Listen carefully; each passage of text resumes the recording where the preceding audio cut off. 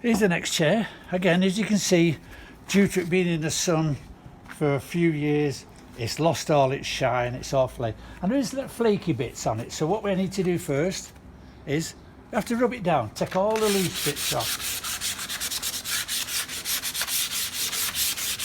Evet arkadaşlar, sandalyemizi boyamadan önce zımpara yapıyoruz. Çok değil, az bir zımpara. Pütürleri gitsin diye. Bu şekilde. Biz vernik yapacağız.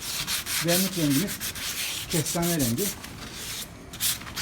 Kestane rengi çok koyu olmasın diye biraz açmak için bir içine tiner ya da benzin koyduk. Bakın sizin. Verniğimizi açtık. Zımpara yapıyorsunuz. Daha sonra fırçayla boya yapıyorsunuz.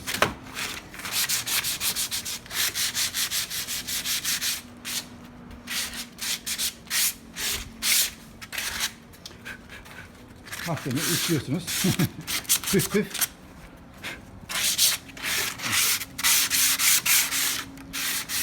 Right, now you can see again, we've took a lot of it off, getting all the loose bits off. And that's what we're doing, so we can give it on. Now here it is again. Then we can now just go ahead, get the paint.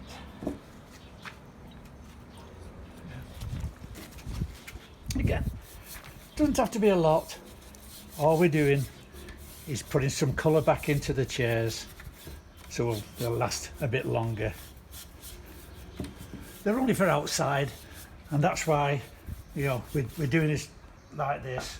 They're not meant to be in the house, so all we're doing is, I think, tidying them up. As you can see, straight away, completely changes the colour. Evet arkadaşlar, boyadığımız bir tane var. Şimdi aradaki farkı görebilirsiniz. İşte bu boyadığımız, vernik yaptığımız kestane rengi. Bu da boyanır. Şu an boyanır. Teşekkürler, iyi günler.